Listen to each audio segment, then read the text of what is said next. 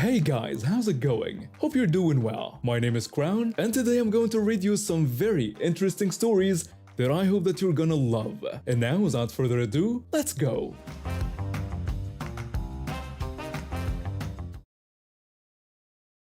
When dad died, mom struggled to keep up with all the bills on her own. She works as a nurse at the local hospital, but even with overtime, money was tight. That's when I decided to step up. I got a full-time job at an insurance company doing data entry. I started covering the internet bill, part of the groceries, and helped with utilities. My brother just kept going to school part-time and acting like nothing had changed. At first, I thought he was just grieving in his own way. Mom always said he was the sensitive one, so I figured he needed time. But 4 years later, I realized I was completely wrong. The guy is now 26 and still hasn't finished his bachelor's degree. He keeps telling mom he'll graduate in 3 years every single time she asks. It's been the same story for 4 years straight. He takes maybe 2 classes per semester. When he feels like it, drops half of them, then makes excuses about how the professors don't understand his learning style or how the coursework is beneath his intellectual level. Meanwhile, I'm working 40 hours a week and paying for the internet that he uses literally 16 hours a day. He games, watches videos, and argues with strangers online from the moment he wakes up until he passes out at his desk. The kid doesn't have a job, never had one for more than 2 weeks. He always quits because his bosses are incompetent or his co-workers are intellectually inferior. What really gets to me is how he treats mom and me. When we call him for help around the house, he either ignores us completely or comes out acting like we've interrupted Einstein working on relativity. Last month, mom was trying to move a heavy dresser by herself because her back was acting up. I was at work, so she called for him. Mom asked him to help her move the dresser, explaining that it would only take 5 minutes and that her back was really hurting. He told her he was in the middle of something important. When she persisted, he said she was creating unnecessary stress by not planning ahead, and that if she had asked him yesterday, he could have scheduled it into his routine. She ended up waiting 3 hours for me to get home from work to help her. But the worst part is how he talks to us. Ever since he started taking psychology classes, he thinks he's some kind of expert on human behavior. He uses all this fancy terminology to make himself sound smart while basically telling us we're idiots. Last week, mom asked him to help her understand her new smartphone because she was having trouble with the camera. He told her that her resistance to learning new technology stemmed from generational cognitive rigidity and that she was exhibiting classic signs of technological anxiety disorder. When mom said she just wanted to know how to take a picture, he said she was demonstrating defensive behaviors and that this was exactly what he'd expect from someone in her demographic. I wanted to throw his psychology textbook at his head. The breaking point came yesterday. Mom had been feeling sick all week, some kind of stomach bug that was going around her work. She asked both of us to help her clean the house because her sister was coming to visit. I immediately started vacuuming and doing dishes. When we called for him to help, we got nothing. I walked down the hall to his room and knocked on the door. I told him that mom needed help cleaning and asked if he could come out for like an hour. No response. I could hear him clicking away on his computer. I said I knew he could hear me and that mom was sick and we needed help. Still nothing. So I opened the door. He was sitting at his computer playing some online game with his headphones on. I told him that mom had been throwing up all morning and he couldn't even help clean. He didn't even turn around, just held up one finger like I was supposed to wait. I told him to turn around and talk to me. He finally turned around looking annoyed. He said he was in the middle of a competitive match that required focus and strategic thinking that I probably wouldn't understand. I repeated that mom was sick and we needed help cleaning. He told me that my inability to plan ahead didn't constitute an emergency for him, that he had structured his day around optimal productivity periods. I told him he didn't do anything all day except play games and act like he was better than everyone. He said he was pursuing higher education while I was stuck in a dead-end job, and that he was investing in his future while I was focused on immediate gratification. I pointed out that he'd been investing for 4 years and hadn't graduated, and that I was paying for the internet he used all day.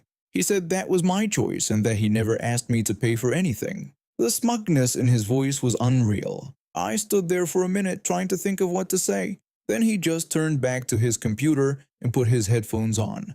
Like I wasn't even there. I said his name 3 more times. He completely ignored me.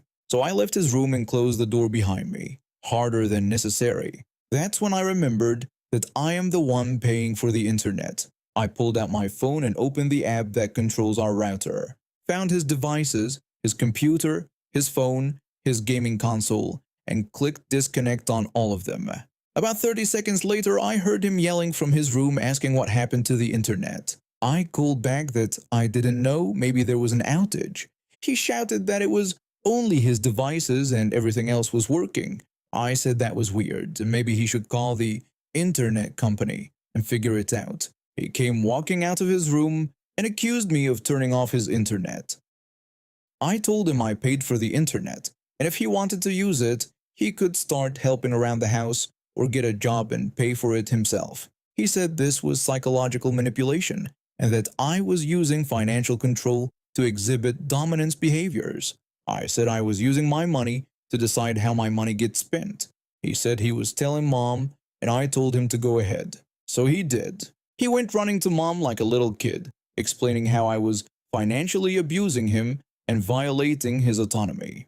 Mom came into the living room where I was folding laundry and asked if I had turned off his internet. I explained that I paid for it, that he wouldn't help around the house, wouldn't get a job, and treated us both like garbage. Mom started yelling that she couldn't take it anymore and was losing her mind because her own kids couldn't get along. She said if she wasn't there, we would probably kill each other. She started crying, which made me feel horrible. But I wasn't backing down. I told her that she was sick and he wouldn't even help us clean for 1 hour, and that he was 26 years old. Mom told me to just turn his internet back on because she couldn't deal with the fighting anymore. I said no. I was tired of him treating us like servants while contributing nothing to the household. I told her he was a grown man who needed to act like one. My brother stood there listening to all this, then launched into this speech about how I was exhibiting controlling behaviors and that cutting off his internet was a form of economic abuse. He said Mom was enabling my toxic patterns by not intervening properly. He actually used the phrase toxic patterns while talking about our sick mother. I told him he had 2 choices: start contributing to the household or find somewhere else to live.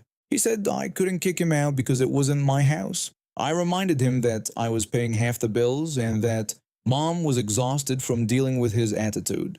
He said he would call our aunt, who would understand his situation better than we ever could. I told him that sounded like a great plan. Our aunt had always babied him and made excuses for his behavior, so they deserved each other. Mom tried to play peacekeeper, begging us both to calm down and work things out. She said we were a family and families stick together. My brother said that real family members support each other's goals and don't sabotage each other out of jealousy. He actually suggested that I was jealous of his education and future prospects. I laughed at that. I told him his future prospects included being 30 years old and still living with Mommy while taking 1 class per semester. He got this look on his face like I had slapped him. He walked back to his room and started packing his stuff.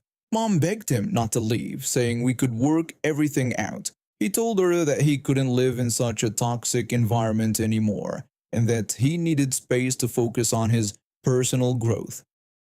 Within 2 hours, he had packed up his computer, his clothes, and all his psychology textbooks. Our aunt came to pick him up, giving me dirty looks the whole time. She told Mom that she was disappointed in how I was treating my brother during such a stressful time in his academic career. I didn't say anything, just watched them load his stuff into her car. When they were leaving, he told Mom he would call her once he got settled, and that maybe someday I would mature enough to have a real conversation about our family dynamics. Mom cried for about an hour after they left. She kept saying she had failed as a mother and that the family was falling apart. I sat with her and explained that I wasn't trying to hurt anyone, but that I couldn't keep enabling his behavior. I told her he needed to learn how to take care of himself, and that wasn't going to happen when we kept making excuses for him. It's been a week now and the house feels different, quieter. The internet bill is the same, but now only 2 people are using it. Mom seems less stressed, though she won't admit it. She's been sleeping better and hasn't had any of those crying spells she used to have when he would go on his condescending rants. He called yesterday to tell Mom he was doing great at our aunt's house and that he had enrolled in 3 classes for next semester. He said being in a supportive environment was already helping his mental health and academic performance. I rolled my eyes when Mom told me about the call. 3 classes. At 26 years old, living with our aunt who will probably do his laundry and cook his meals while he explains to her how everyone else in the family is psychologically damaged. But you know what? He's not my problem anymore. When my next door neighbor and her family moved in, everything went downhill. It started small. She complained about my kids being too loud when they played basketball in our own driveway. Then she tried calling the town to force me to cut down perfectly healthy trees on my property, claiming they were dangerous. Last summer, I caught her sister trespassing in my backyard, trying to use my pool without permission. When I confronted her, she acted like I was the crazy one for not wanting strangers in my pool. The neighbor herself wasn't much better.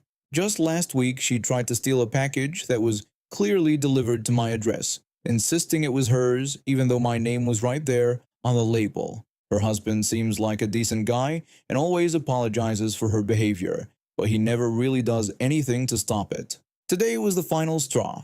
I was at work when my kids texted me around 3:30. My daughter sent a photo with a message saying someone had parked right in front of our driveway and they couldn't get their bikes in. I looked at the photo. A beat-up sedan was parked directly across the entrance to my driveway, completely blocking access. Not partially blocking, completely blocking. My kids had to leave their bikes on the sidewalk. I forwarded the photo to my neighbor's husband. He's always been the reasonable one in that family, and I figured he might know whose car it was. His response came back within minutes, telling me it was his soon-to-be ex-sister-in-law, and that he was surprised she had parked there. He said he would go talk to her. I texted him back, asking him to have her move the car because my kids couldn't get into our driveway and what she was doing was illegal. He replied that he would tell her right away. 10 minutes passed, then 15. My kids texted again saying the car was still there. I called my neighbor's husband. I asked him if he had talked to her. He said he had told her she needed to move it and that she said she would be right out. I told him it had been 15 minutes and she was still blocking my driveway. He promised to try again. Another 10 minutes went by. I was getting frustrated and my kids were getting antsy, wanting to come inside but not wanting to leave their bikes unattended on the sidewalk. I decided I'd had enough of this family's entitled behavior. I called the non-emergency police line. The dispatcher asked what she could help me with. I told her I wanted to report the vehicle that was blocking access to my driveway. She asked if the vehicle was currently there, and I said it had been there for almost 30 minutes, and my children couldn't access our property. She said they would send an officer out to document it. About 20 minutes later, my son called me and told me the police were there. I asked him to put me on speaker so I could hear what was happening. I could hear the officer talking to someone, probably taking notes. Then I heard him on his radio calling for a tow truck. The officer was professional and matter-of-fact about the whole situation, saying that the vehicle was illegally parked and blocking residential driveway access. About 15 minutes later, I heard the rumble of the tow truck arriving. My son was giving me a play-by-play of what was happening, telling me the tow truck driver was hooking up the car. I could hear the mechanical sounds of the car being lifted onto the truck. Then suddenly, there was this blood-curdling scream when Karen yelled for them to put her car down.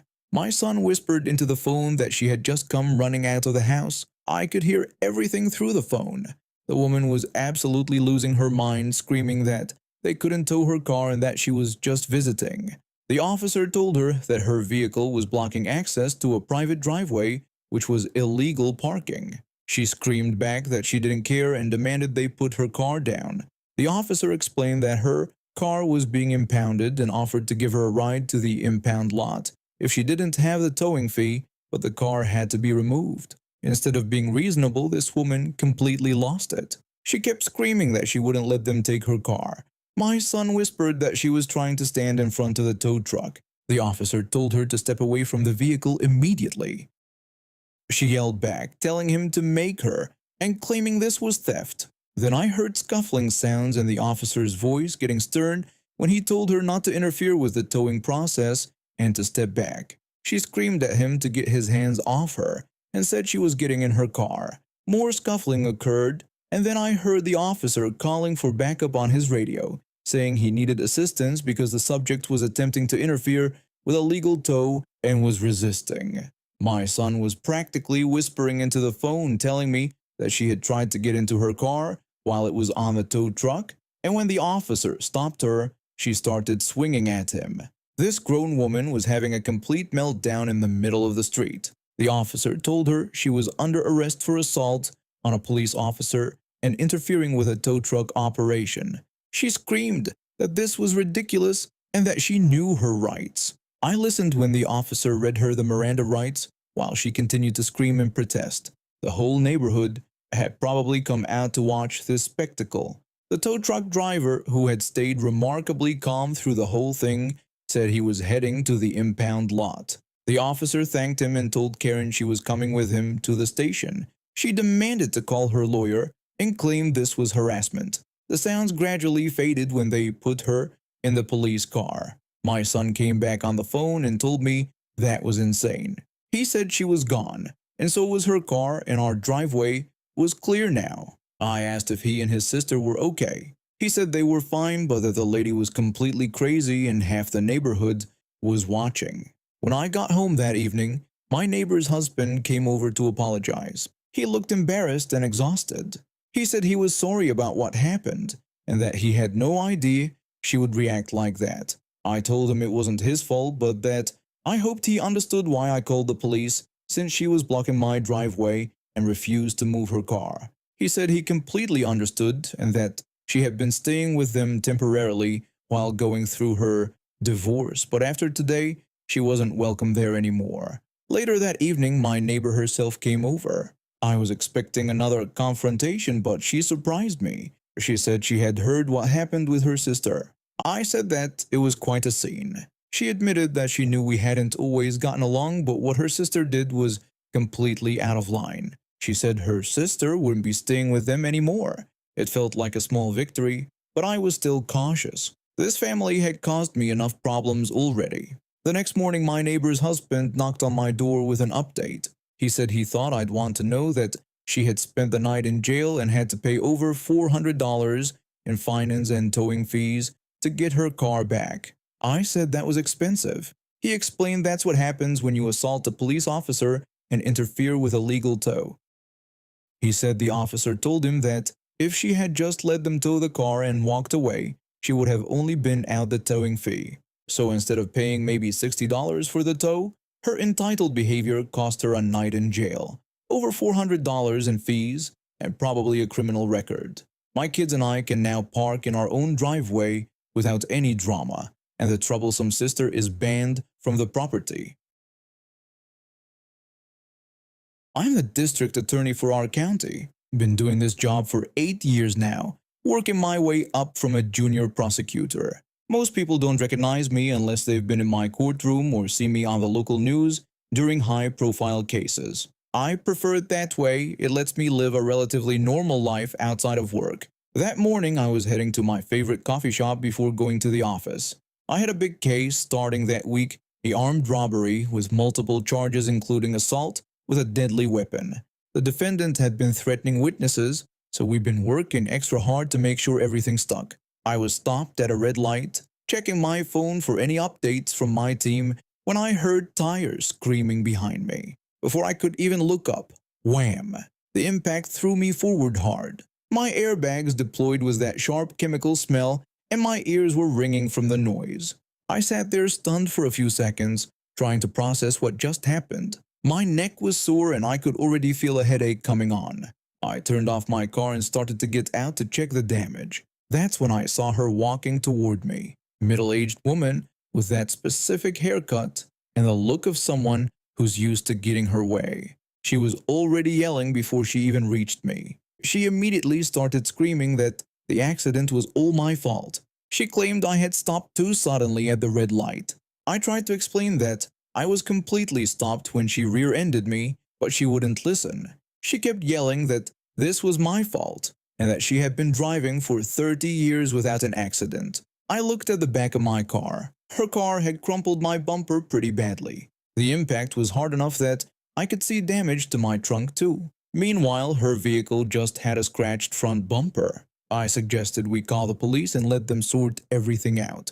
I also asked if she was hurt, but she refused to call anyone and said this was my fault. She demanded that I pay for her damages. I tried to reason with her, explaining that she had hit me from behind while I was completely stopped.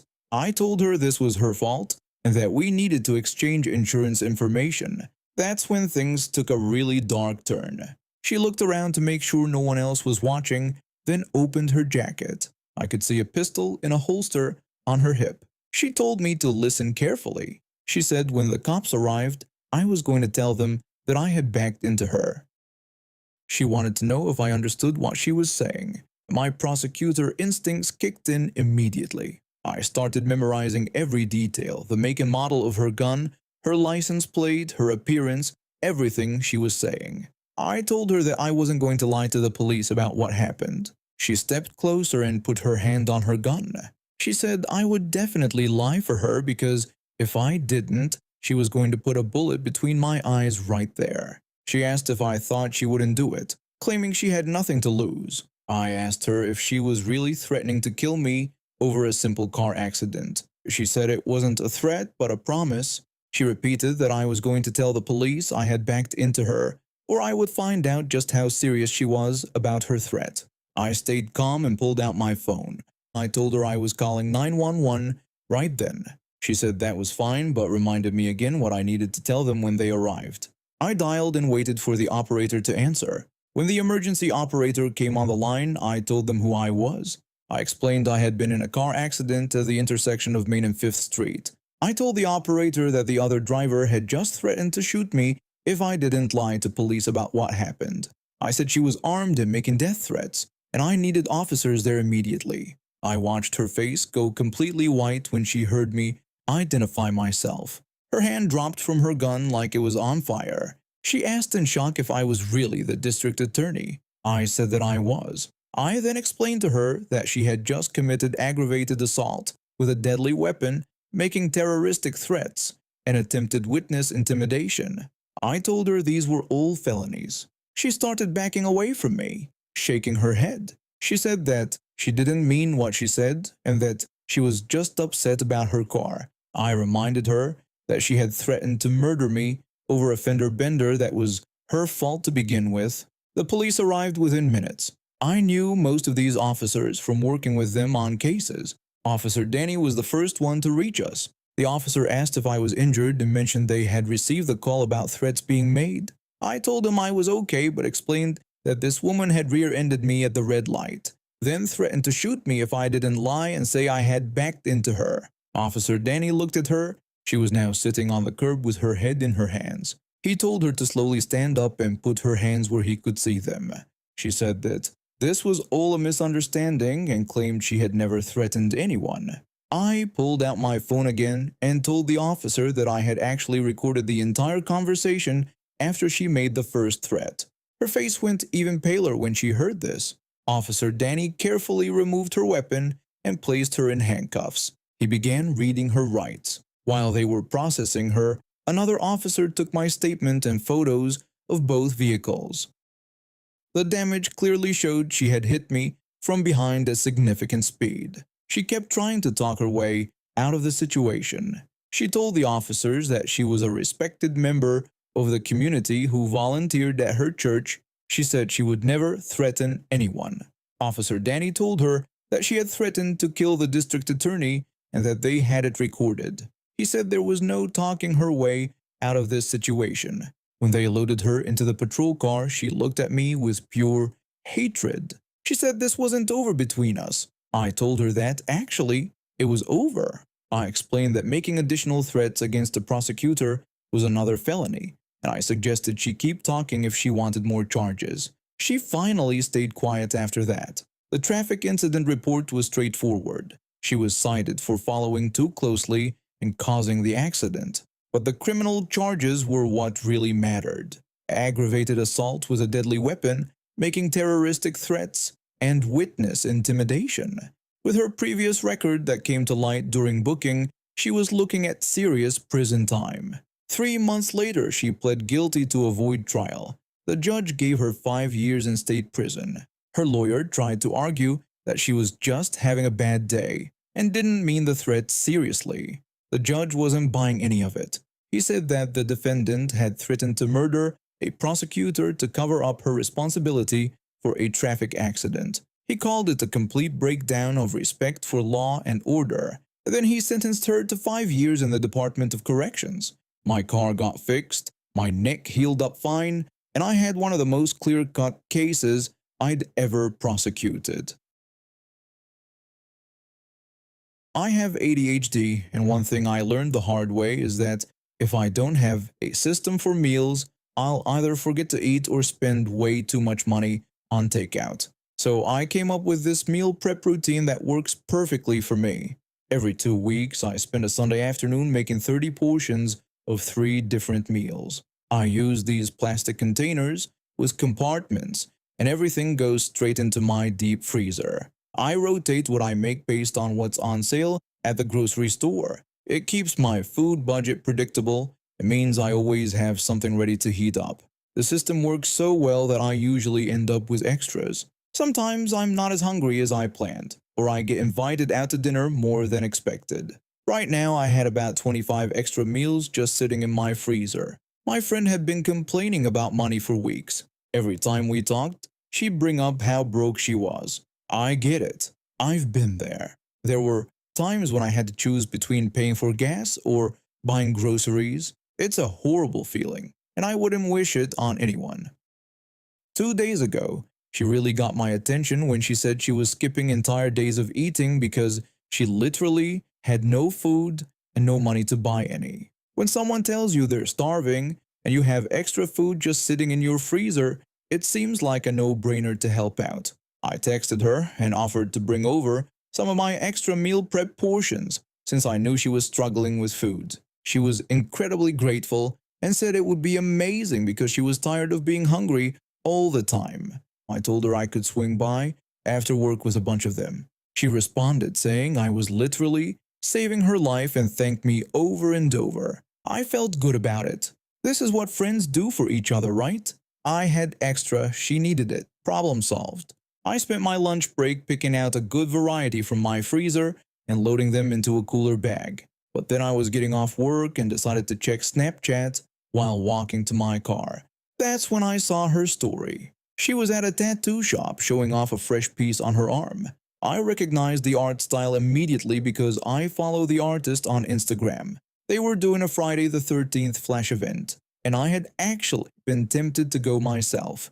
The thing is, I knew exactly how much those tattoos cost because I had looked into it. The one she got was priced at $180. I had wanted to get one too, but I decided against it because I didn't have that kind of extra money lying around.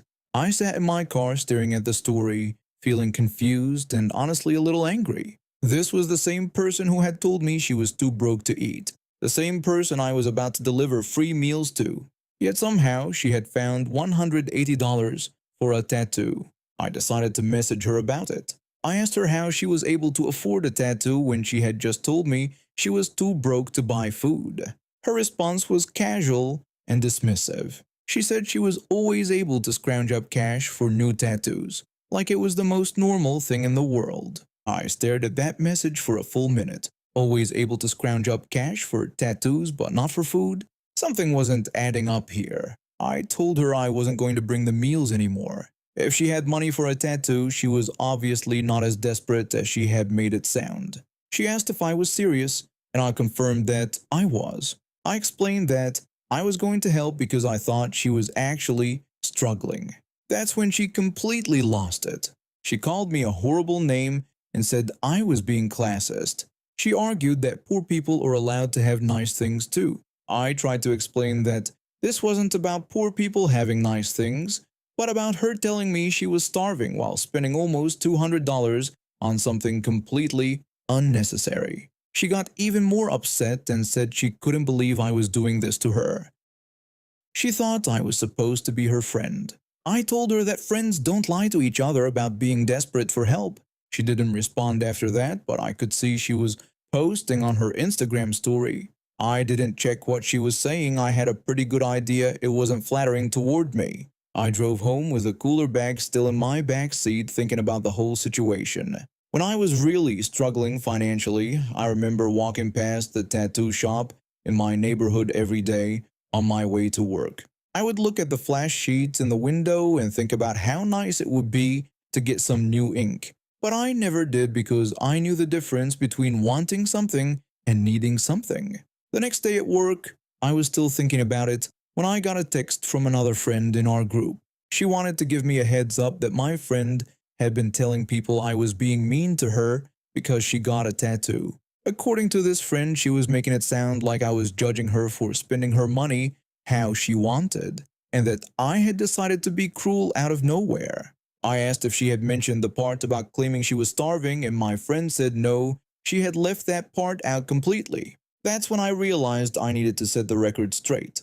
I wasn't about to let someone twist this story and make me look like the bad guy when I had genuinely been trying to help. I posted my own story on social media, laying out exactly what had happened. I didn't name names, but I explained how someone had asked me for help with food, claiming they were too broke to eat, and then immediately spent money on a luxury item. I talked about how it felt to be taken advantage of when you're trying to do something kind.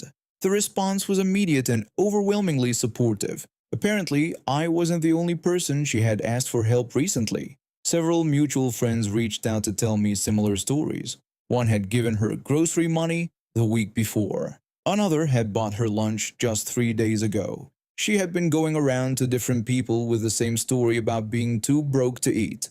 But then came the really satisfying part. The tattoo artist she had gone to posted on their Instagram story about people who come in claiming they can scrounge up money for tattoos. Apparently, she had tried to negotiate the price down and then complained about it being too expensive, all while getting the work done. The artist was clearly annoyed and posted about how, if you can't afford the full price, maybe you should wait until you can. I screenshotted that story and sent it to her with a simple message telling her it looked like even her tattoo artist thought she needed to get her priorities straight. She blocked me after that, but honestly, I was relieved. Where I work, our biggest clients were all based on the West Coast. Tech companies, entertainment studios, fashion brands, you name it. When they're having their morning meetings at 9 a.m. Pacific time, that's already noon for us in New York. So, our office had this perfect system where we'd roll in around 10 a.m. and work until 7 or 8 p.m. Sometimes even later if we had urgent campaigns to finish. The company even had this sweet deal where if you stayed past 9 p.m., they'd pay for a car service to take you home. For a bunch of 20-somethings living in tiny apartments, that was actually pretty nice. The work was intense but rewarding. I was on the digital marketing team handling social media campaigns and online advertising for some pretty big names. My manager was cool, my co-workers were fun, and despite the long hours, I actually looked forward to going to work most days. Then everything changed when the new CEO showed up. This guy came from some big agency in London and apparently thought he was going to revolutionize how we did business. He was probably in his 50s, always wore these expensive suits, and had this attitude like he was doing us all a huge favor by gracing us with his presence. About a week after he started, he called an all-hands meeting. We're all sitting in the main conference room wondering what this was about.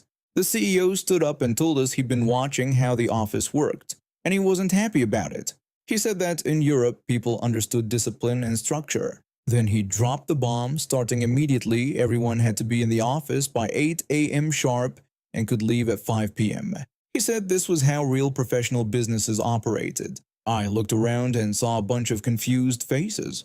Our office was actually pretty successful. We'd been growing year over year and had some of the biggest accounts in the industry. One of the senior account directors raised her hand and pointed out that most of our clients were on Pacific time. She explained that they weren't even in their offices when we'd be leaving at 5. The CEO brushed her off and said the clients would just have to adjust. He made it clear he wasn't running a college dormitory, and this was a business that would operate like one. Another colleague tried to explain that we've been doing client calls at 6 and 7 p.m. Eastern for years, because that was prime time for our California clients. The CEO cut him off and said he didn't want to hear excuses. He announced that the policy would start Monday, and anyone who couldn't adapt to professional hours was welcome to find work somewhere else. The room went dead silent. This guy had been here for a week and was completely changing a system that had worked perfectly for years. After the meeting, everyone was talking in small groups, trying to figure out what this meant. Our direct manager pulled us aside and said that even though it seemed crazy, we had to follow company policy. She promised we'd somehow make it work. So starting that Monday, we all dragged ourselves into the office by 8 a.m. I had to completely change my routine, getting up at 6:30 instead of 8:30, rushing through my morning coffee, dealing with the earlier subway crowds. Everyone looked miserable and tired. The real problem started almost immediately. By Tuesday, we were already getting complaints. Our California clients were calling the main number at 6 p.m. Eastern, expecting to reach their account teams and getting voicemail messages. On Wednesday, one of our biggest clients, a streaming service launching a major campaign, couldn't reach us for an urgent approval that needed to happen that day. They had to push back their entire launch timeline. Thursday was even worse.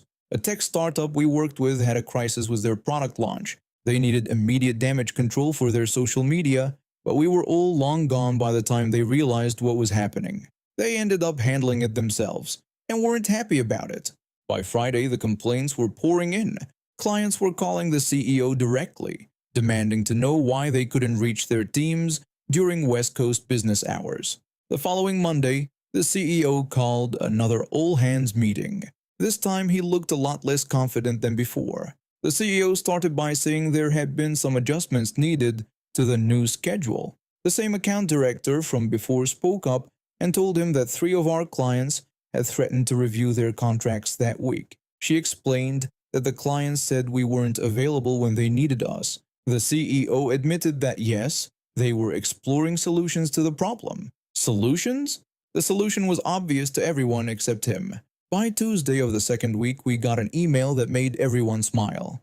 It said that after careful consideration and client feedback, we would be returning to our previous flexible schedule immediately. The message told all employees to plan their schedules to best serve our client base across different time zones. No apology, no acknowledgement that maybe, just maybe, the people who had been successfully running this business for years might have known what they were doing. But then came a few weeks later, I overheard a phone call between the CEO and someone who I assume was his boss or a board member. The CEO was telling whoever was on the other end that the transition had been smooth and there had just been some minor scheduling adjustments based on client needs.